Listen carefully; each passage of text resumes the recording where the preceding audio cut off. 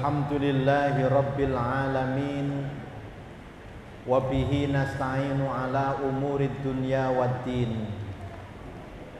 Wassalatu wassalamu ala ashrafil anbiya'i wal mursalin, Sayyidina wa maulana Muhammadin sallallahu alaihi wasallam, wa ala alihi wa ashabihi wa dhurriyyatihi ajma'in, wa man tabi'ahum bi ihsanin ila yaumiddin. Rabbi shrah li sadri wa yassir li amri wahlul 'uqdatam min lisani yafqahu qawli, amma ba'd. Yang sama-sama kita hormati dan kita muliakan Abah Haji Agung beserta keluarga. Yang kita hormati jajaran pimpinan, staf dan karyawan Afko Group. Yang saya hormati Bapak Ibu jamaah Masjid Buwarno, para santri yang dirahmati Allah Subhanahu wa ta'ala. Pertama, marilah kita memanjatkan puja dan puji syukur kita kehadirat Allah Subhanahu wa ta'ala yang telah memberikan limpahan rahmat, nikmat dan hidayahnya kepada kita semuanya, sehingga sampai hari ini kita masih menjadi orang yang beriman, menjadi orang Islam.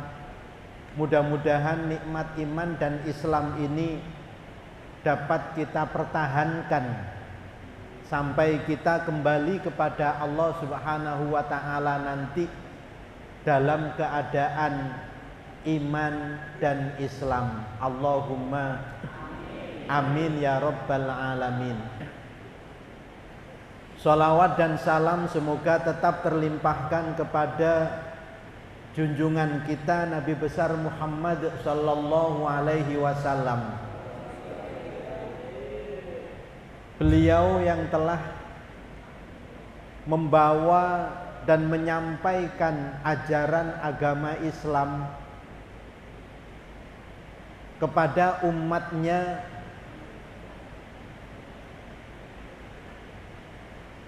sebagai Rasul yang terakhir, sebagai penutup para nabi dan para Rasul. Karena itu tidak ada nabi dan Rasul setelah Nabi Muhammad sallallahu alaihi wasallam. Tugas kenabian dan tugas kerasulan setelah Nabi Muhammad sallallahu alaihi wasallam ini dilanjutkan oleh para ulama. Karena itu beliau pernah bersabda bahwasanya al ulama warasatul anbiya. Para ulama itu adalah pewarisnya para nabi. Mudah-mudahan kita hari ini yang hidup tidak pernah ketemu dengan Nabi, tidak pernah mendengar langsung ajaran Islam yang dibawa dan disampaikan oleh Nabi junjungan kita ini,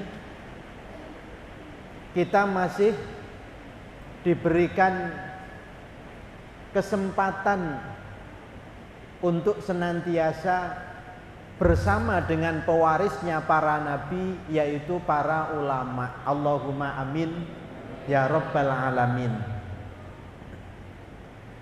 Bapak Ibu hadirin hadirat yang dirahmati Allah Subhanahu wa ta'ala, mari bersama-sama kita awali pengajian malam hari ini dengan membaca suratul Fatihah. Al-Fatihatu lima quri'atlah. Surat Al-Fatihah itu dibaca tergantung dari niat membaca surat Al-Fatihah itu. Maka dengan niat kita masing-masing malam hari ini mudah-mudahan dikabulkan semuanya oleh Allah Subhanahu wa taala. Allahumma amin. Ala hadhihi niyyah wa kulli niyyatin shalihah. Al-Fatihah. A'udzu billahi minasyaitonir rajim. Bismillahirrahmanirrahim. Alhamdulillahi rabbil alamin arrahmanir rahim maliki yaumiddin. Iyyaka na'budu wa iyyaka nasta'in ihdinas siratal mustaqim. Siratal ladzina an'amta 'alaihim ghairil maghdubi 'alaihim waladdallin. Amin. Bapak Ibu yang dirahmati Allah Subhanahu wa taala. Sebelum saya membaca dan melanjutkan materi kajian hadis dari kitab Bulughul Maram, saya akan membacakan beberapa pertanyaan yang telah sampai kepada saya, baik yang sudah dititipkan pada minggu yang lalu atau yang baru diberikan malam hari ini. Mudah-mudahan saya diberikan kemudahan oleh Allah untuk bisa menjawab beberapa pertanyaan yang disampaikan kepada saya ini. Allahumma amin. Pertanyaan pertama, saya pernah mendengar membaca sebuah buku yang di dalamnya ada sebuah kalimat seperti ini. Nabi Ibrahim merupakan peletak pondasi agama Samawi. Beliau orang pertama yang menyisir rambut dan istinja dengan air, memotong kuku, menggunting rambut, mencabut bulu ketiak, mencukur bulu kemaluan, dan khitan. Nabi Muhammad SAW bersabda, Ibrahim khitan ketika berumur 80 tahun dengan kapak. Kemudian Ibrahim mengkhitan Ismail dalam usia 13 tahun dan Ishak pada usia 7 hari. Sedangkan istrinya Hajar adalah wanita yang pertama kali dikhitan. Pertanyaannya, apakah dalam agama Islam memang disyariatkan khitan bagi perempuan? Lantas bagaimana? Sekian, terima kasih. Jadi hadisnya yang dibaca panjang, yang menyebutkan beberapa syariat yang pernah dibawa oleh Nabiullah Ibrahim alaihi salam. Dan syariat itu juga masih berlaku bagi umatnya Nabi Muhammad sallallahu alaihi wasallam. Bapak Ibu yang dimuliakan oleh Allah, agama Islam ini diturunkan di negeri Arab yang pada waktu itu masyarakat Arab dijuluki dengan masyarakat jahiliyah. Meskipun ajaran agama Islam ini bukan ditujukan khusus bagi orang Arab, tetapi agama Islam ini adalah agama yang diturunkan untuk seluruh manusia, apakah itu orang Arab atau non-Arab, dan berlaku sepanjang masa sampai hari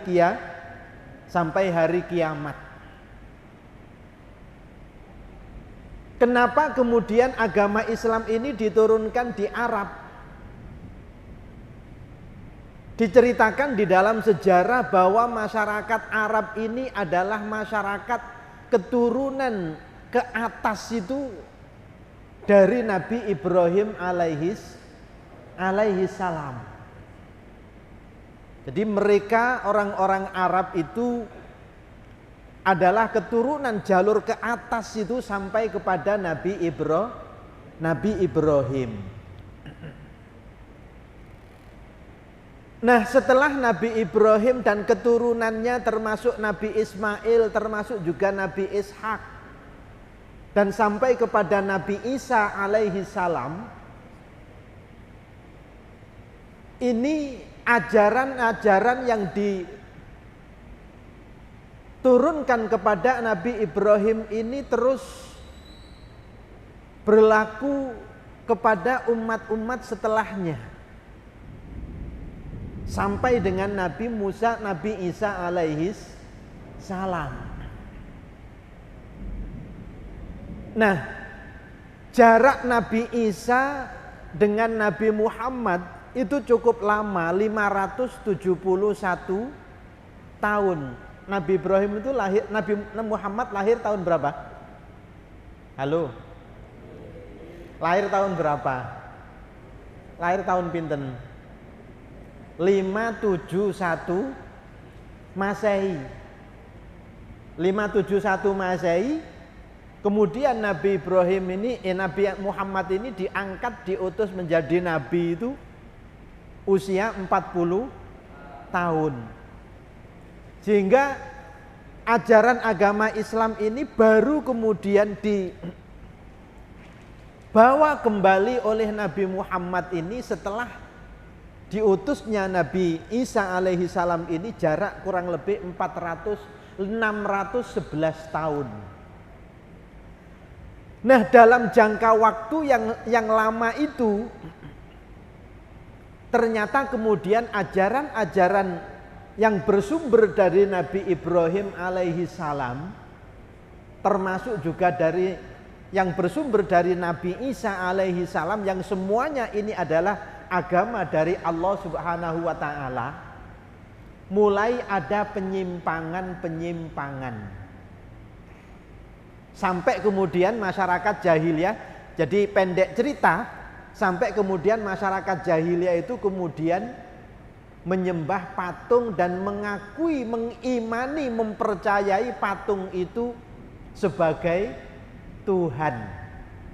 Yang mereka sembah, mereka meminta kepada patung-patung yang mereka jadikan sebagai Tuhan itu. Maka kondisi ajaran Nabi Ibrahim itu semakin ke belakang, semakin kemudian disimpangkan. Akhirnya kemudian ketika Nabi Muhammad diutus oleh Allah, salah satu perintah di dalam Al-Quran yang diturunkan oleh Allah ini adalah agar Nabi Muhammad dan umatnya ini kembali mengikuti agama yang dibawa oleh Nabi Ibrahim alaihi salam. Qul sadaqallahu fattabi'u millata Ibrahim hanifa wa ma kana minal musyrikin.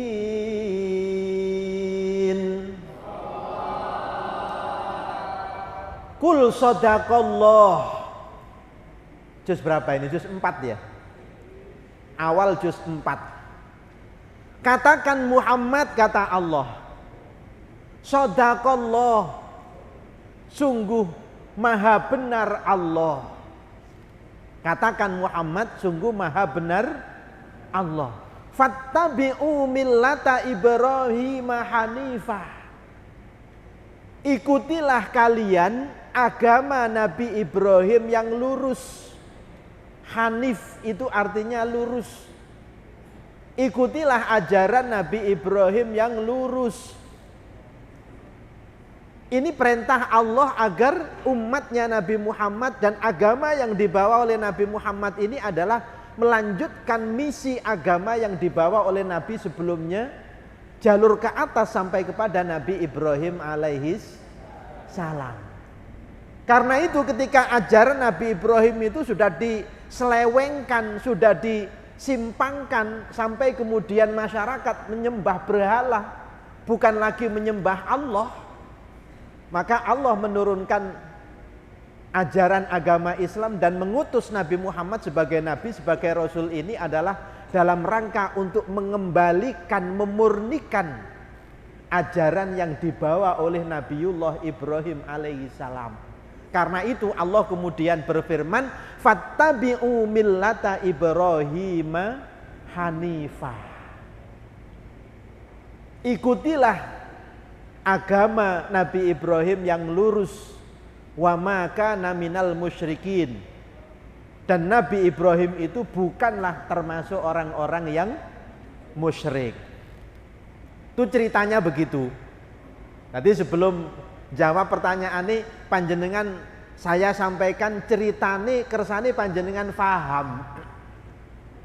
Kenapa sih kita ini kok mengikuti syariatnya Nabi Ibrahim? Ceritanya begitu tadi itu.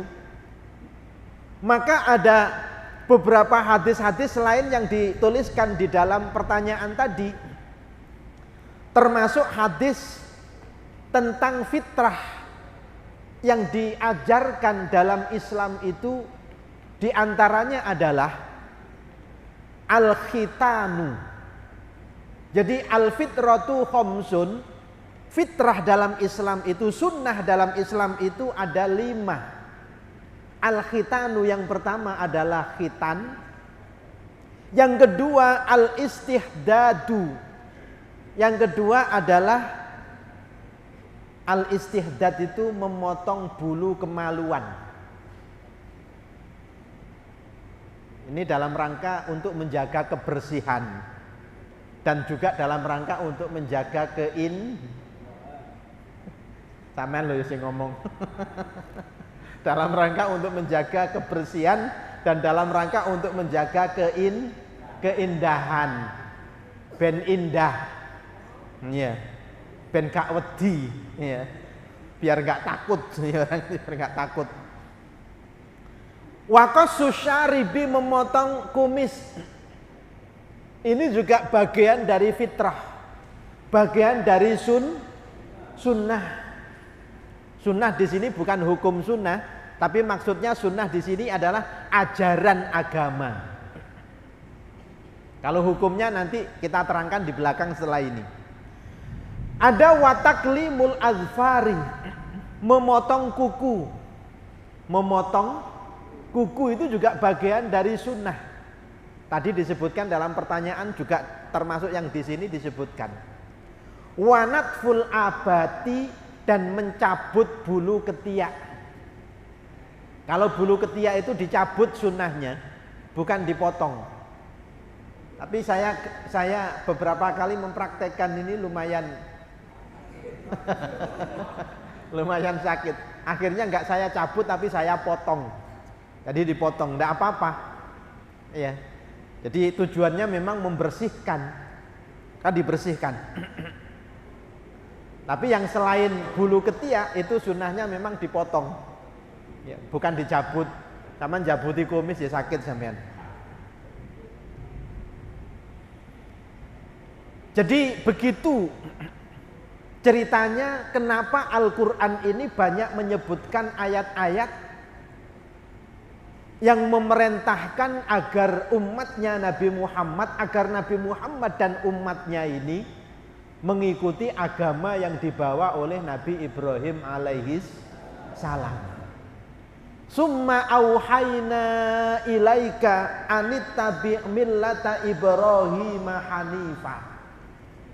Itu salah satu ayat Al-Quran juga. Ini dalam surat An-Nahl ayat 123. Kalau tadi dalam surat Al-Baqarah, surat Ali Imran, ya juz 4. Maka di dalam syariat yang menceritakan beberapa syariat yang sudah pernah ditetapkan pada masa Nabi Ibrahim itu salah satunya adalah al-khitan. Apa? Al-khitan. Khitan. Maka yang ditanyakan, bagaimana hukum khitan itu bagi orang perempuan? Ini berarti yang bertanya saya yakin sudah paham hukum berkhitan bagi orang laki-laki. Hukum berkhitan bagi orang laki-laki itu wajib. Karena tujuan khitannya orang laki-laki itu adalah untuk membersihkan dari kotoran, dari najis yang ada di dalam alat kelaminnya itu. Yang dihitan itu kan helmnya ya. Orang laki-laki itu yang dihitan itu kan helmnya. Ben gampang pahami sampean. Helme, tadi dicopot helme. Nduk jerone helm niku nek gorong dihitan itu ketika dipakai untuk buang air kecil, ketika dipakai pipis. Tentu kalau dibersihkan, kalau dicawii, yang bersih itu hanya bagian luarnya. Sementara bagian jerone helm itu masih belum bersih. Padahal jerone helm itu termasuk bagian yang harus dibersihkan. Jerone helm loh ya. Maka membersihkan jerone helm itu caranya adalah dengan khitan itu. Maka dengan khitan itu kemudian perintah untuk menjaga kebersihan itu dapat dilaksanakan atau dapat dipenuhi. Karena kalau tidak khitan, maka untuk menjaga kebersihannya itu akan sulit.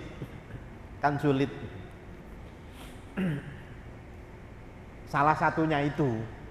Jadi memang tujuan utamanya itu. Masalah misalnya nanti dengan khitan itu menjadi berbeda, itu urusan lain. Itu bukan tujuan utama dari khitan. Nek gak dihitan itu gak tape enak. Nek dihitan itu luwih enak. Enek sing mengumpamakan khitan itu seperti makan pisang ya. Makan pisang itu nek gak dioncei itu kan gak enak. Tapi nek dioncei, dikupas kulitnya itu baru enak kan gitu. Ya pisangnya sampean yo nguniku. Pisangnya sampean juga sama. Kalau gak dihitan itu gak enak. Itu masalah tujuan selain tujuan yang utama. Tapi tujuan yang utama dari khitannya orang laki-laki itu adalah untuk membersihkan najis. Jadi membersihkan najis itu hukumnya wajib.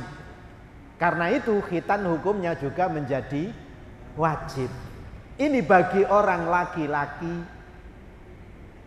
Sedangkan khitan bagi orang perempuan sampai hari ini masih menjadi perdebatan. Perdebatan ada yang pro, ada yang kontra. Enek sing setuju, enek sing boten setuju.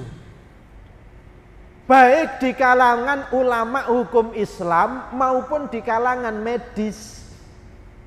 Di kalangan ulama hukum Islam itu juga masih terjadi perdebatan apakah khitan bagi orang perempuan itu perlu atau tidak perlu.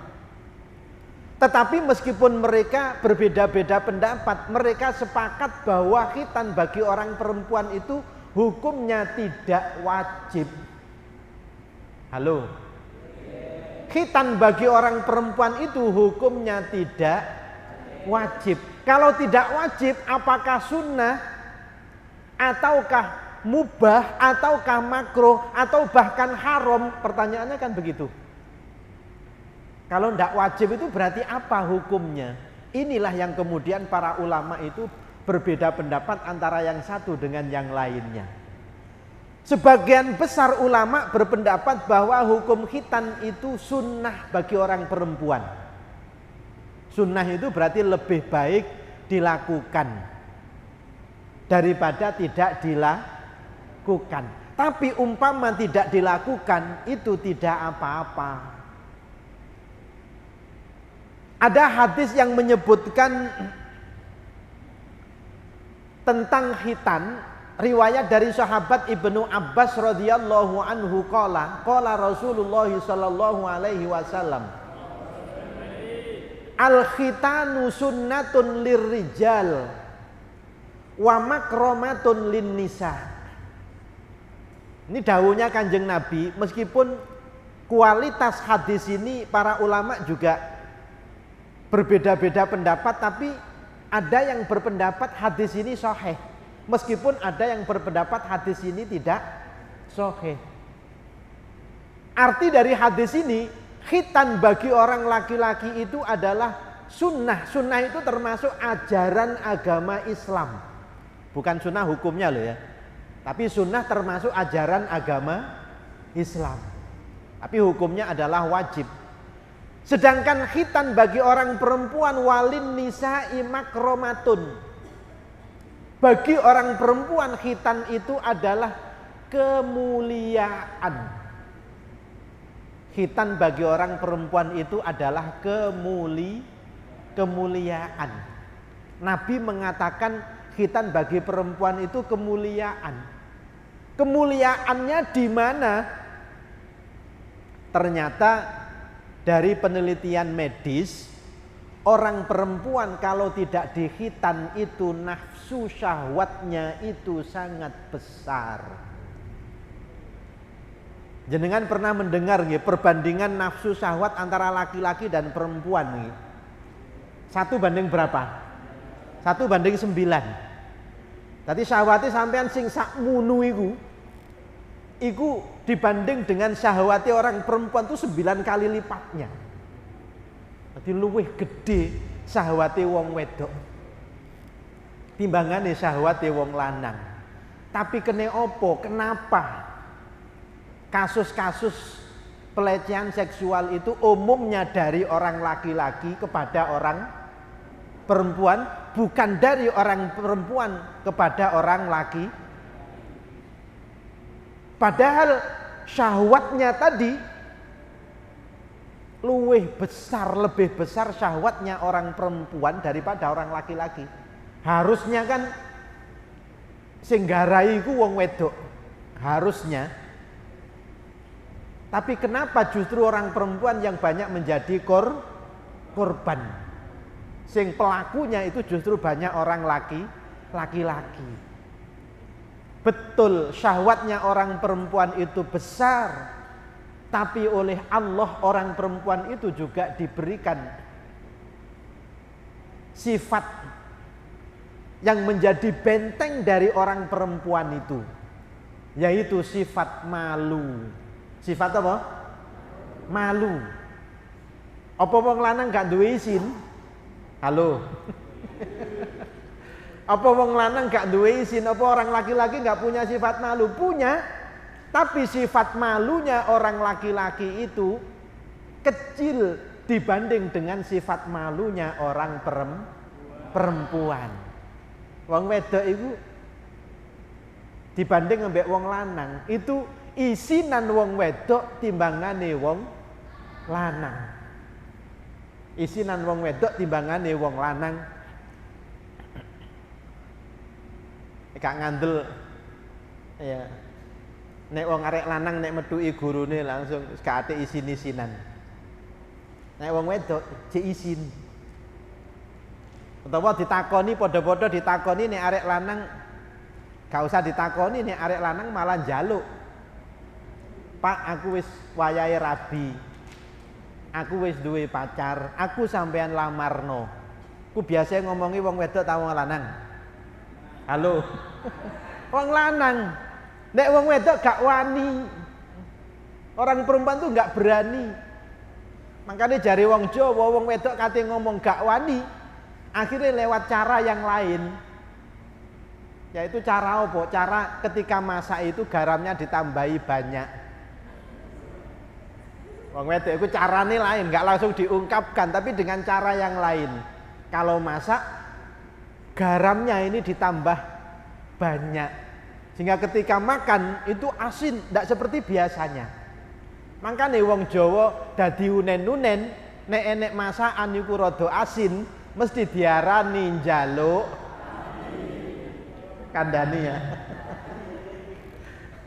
Tadi unen kate ngomong gak wani, kate ngomong Pak Bu aku iki wis gedhe. Pak Bu aku iki wis gedhe, wis wayahe nikah. Enggak berani. Bahkan ketika ditanya pun, "Nduk, sampean sudah besar, sampean sudah waktunya nikah. Sampean tak nikahno yo." Ngono iku orang perempuan enggak langsung menjawab iya. Karena malunya orang perempuan ini besar tadi itu, dia nggak berani jawab iya. Terutama bagi perempuan-perempuan yang masih gadis. Bagi perempuan yang masih gadis. Kalau yang sudah janda, gak usah ditawari, wis anu dewe gitu. Makanya sampai ada hadisnya Kanjeng Nabi, suku tuhari doha. Jadi suku tuhari doha, menenge orang perempuan yang masih gadis itu tanda kalau dia itu ridho. Jadi nek sampean bapak ibu nawani anake wedok sing jek gadis, sampean tawari nikah, itu kok diam, itu berarti dia setuju, berarti dia mau. Nduk sampean tak nikahno ya, menengai, ambek mesam-mesem. Itu berarti tanda mau. Karena kalau mau jawab iya, itu tertahan oleh sifat malunya orang perempuan tadi itu.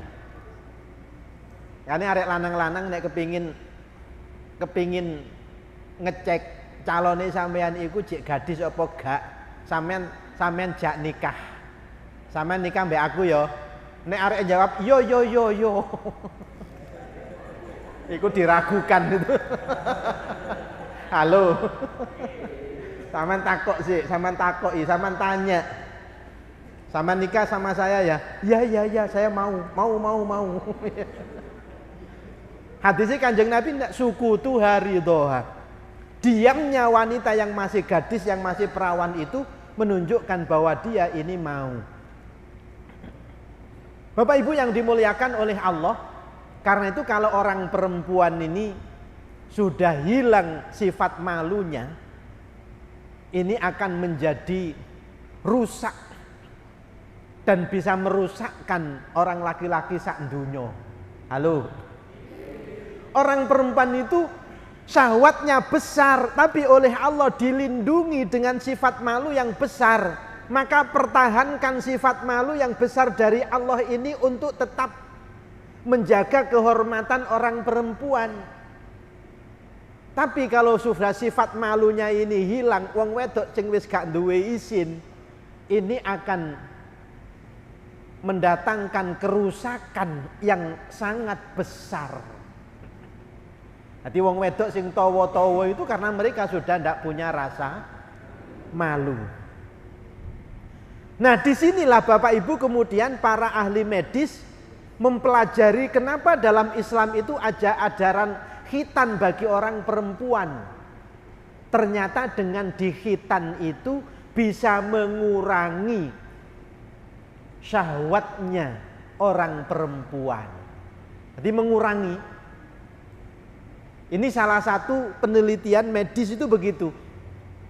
Sehingga dikurangi syahwatnya ini sesuai dengan hadis Nabi tadi. Kalau wanita dikhitan itu akan menjadi kemuliaan bagi orang perempuan. Karena nafsu syahwatnya ini sudah tidak lagi sebesar dibandingkan sebelum dikhitan. Jadi gak bahaya, tidak berbahaya. Makanya bahasanya Kanjeng Nabi makromatun lin nisa. Jadi kemuliaan bagi orang perempuan.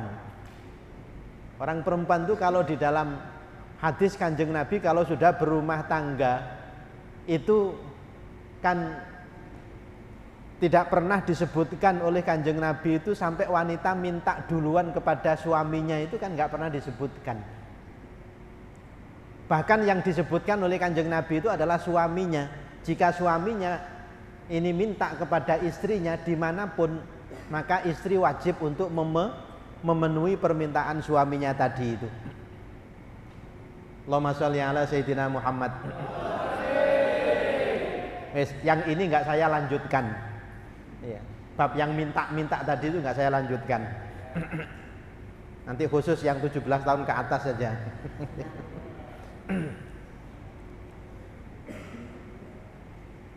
Tapi Bapak Ibu, karena khitan ini tujuannya adalah kemuliaan, ini ternyata juga harus dilakukan secara hati-hati. Yang tadi tujuannya untuk mengurangi, bukan untuk menghilangkan. Tapi kalau sampai khitannya ini salah, nek khitane sampai salah, keliru, akan berakibat fatal perempuan itu Bapak Ibu. Khitannya orang laki-laki, nek keliru, nek laki-laki kan nggak pernah dengar sampai keliru ya, nggak pernah sampai terpotong jerone helm kan nggak pernah ya. hanya helmnya saja kan yang terpotong. Tapi orang perempuan ini nggak ada helmnya, jadi yang dipotong itu adalah kulit tipis bagian luar. Itu kalau motongi terlalu banyak, maka akhirnya wanita itu bukan berkurang syahwatnya, tapi nggak punya syahwat. Ini nggak punya syahwat bahaya. Nggak punya syahwat itu bahaya. Menikah punya suami, istrinya nggak punya syahwat, dingin. Diobah-obah mbek sing lanang gak obah. Lah ya, dingin. Iku gara-gara biyen waktu khitan kakean oleh motong, kebanyakan motongnya, akhirnya berakibat seperti itu. Maka di Mesir, waktu saya kuliah di sana, itu pernah ada demo perempuan yang menolak khitan.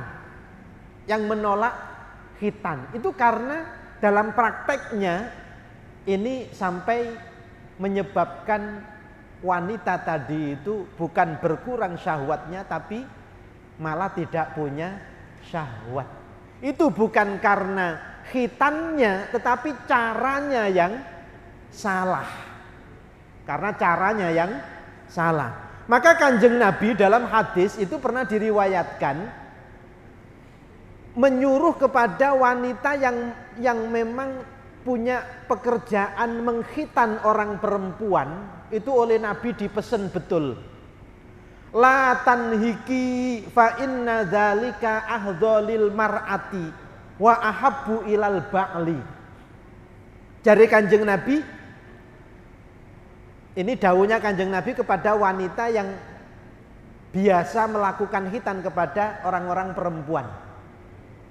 Bu, kata Kanjeng Nabi, kalau jenengan mengkhitan jangan dihabiskan, sedikit saja.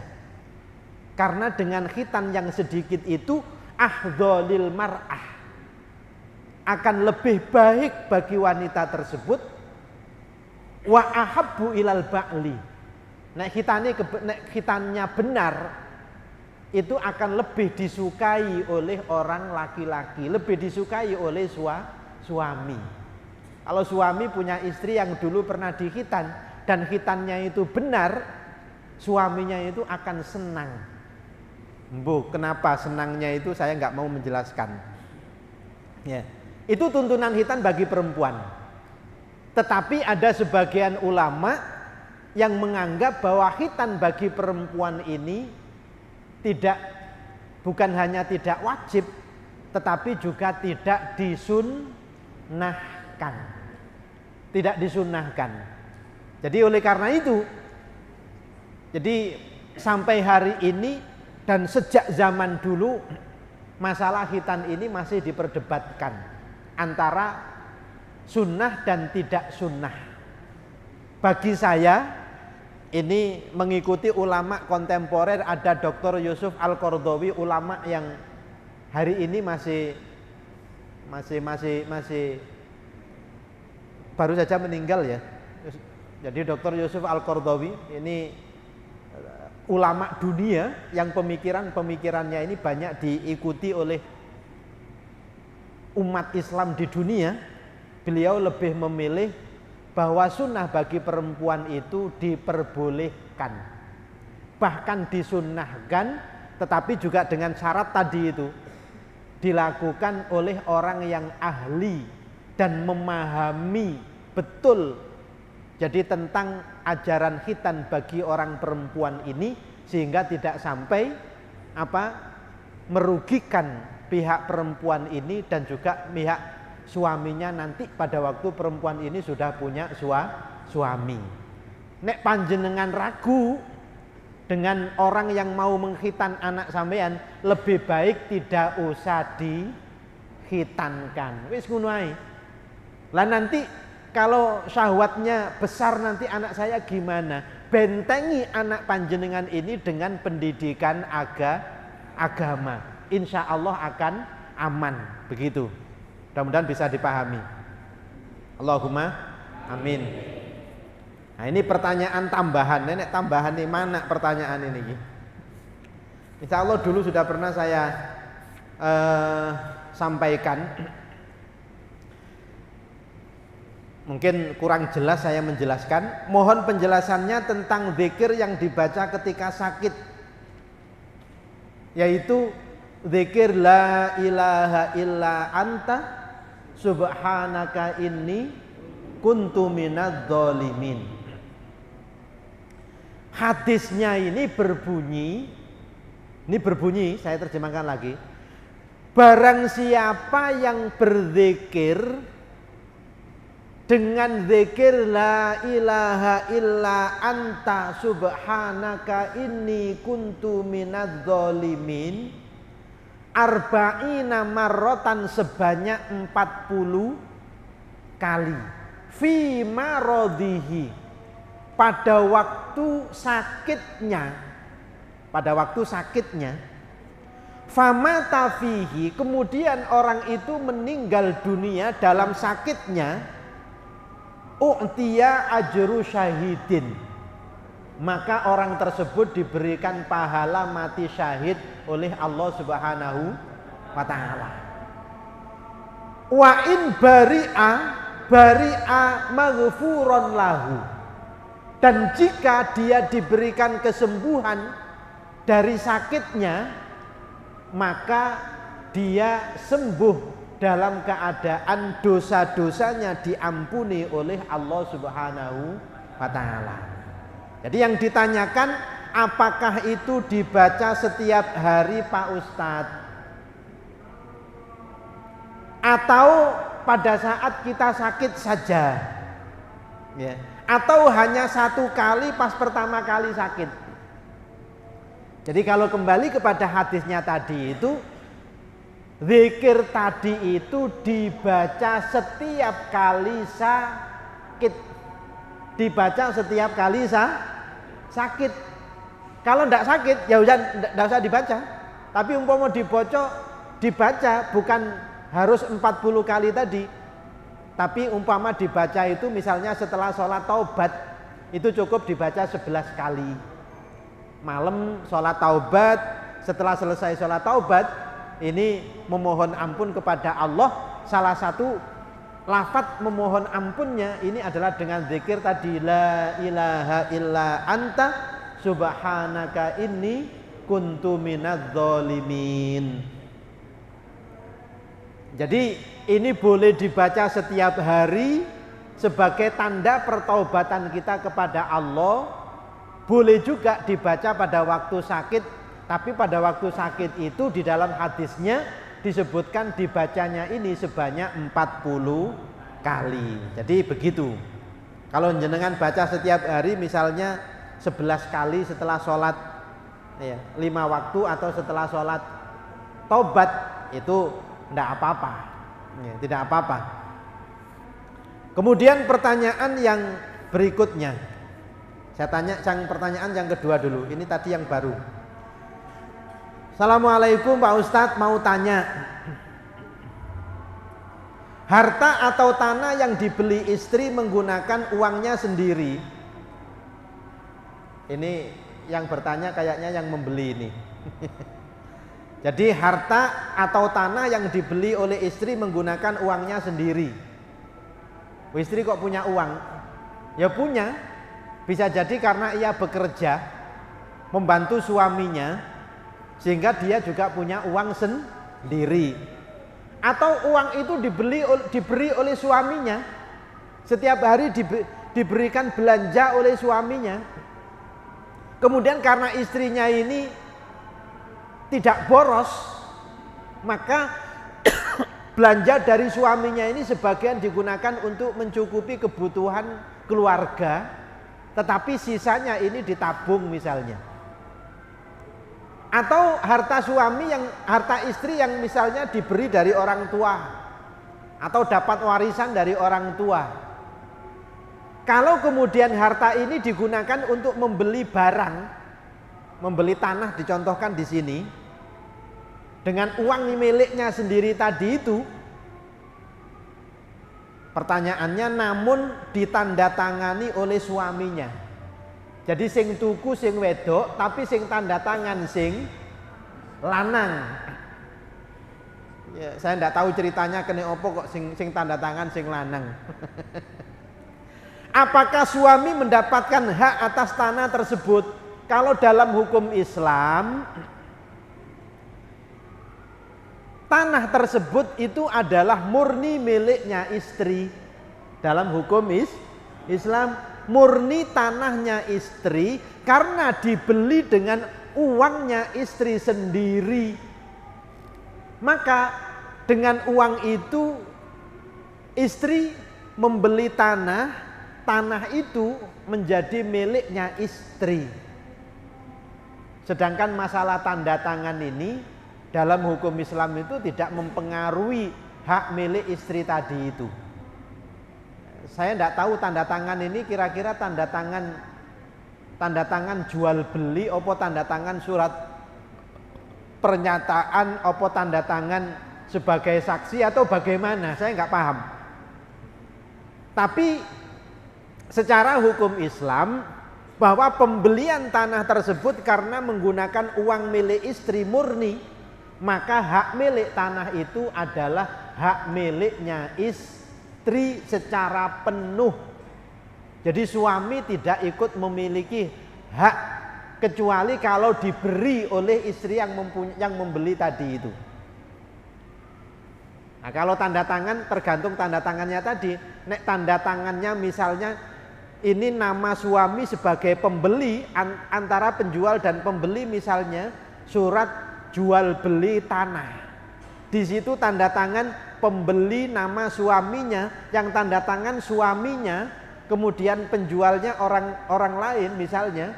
Secara hukum negara, hak miliknya itu ya hak milik suami. Itu secara hukum negara. Jadi negara memutuskan berdasarkan surat itu, wong pembelinya namanya suami kok. Bukan nama istri yang sebagai pembeli di situ. Ya. Tapi wong namanya suami istri mosok yo nakal-nakalan.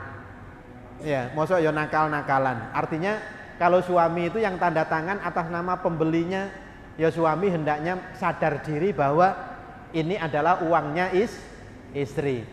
Nah, istri juga begitu, juga sadar diri lah bahwa meskipun ini uangnya sendiri, tetapi karena sudah menjadi suami istri, maka hendaknya itu tidak ada lagi ini hartanya istri, ini hartanya suami, tapi bisa digunakan secara bersama-sama.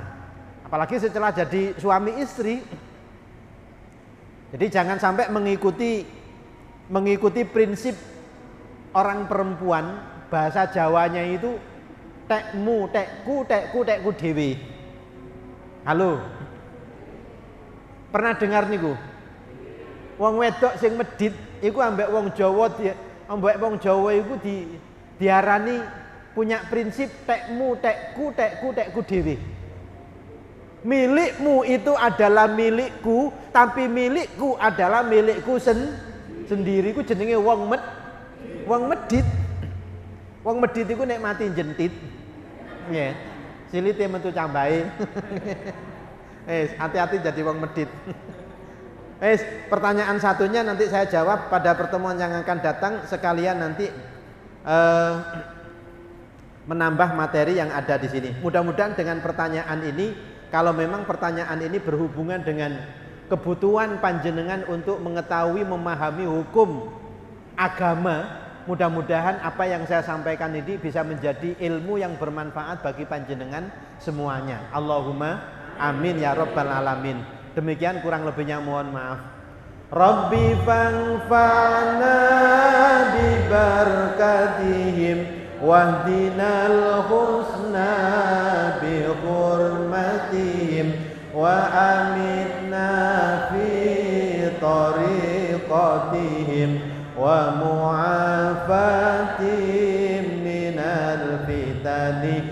Rabbi fanfa'na bi barakatihim wahdinal husna bi hurmatihim wa amitna fi tariqatihim wa mu'afatihim minal fitani. Rabbi fanfa'na bi barakatihim wahdinal husna bi hurmatihim wa amitna fi tariqatihim wa mu'afatihim minal fitani.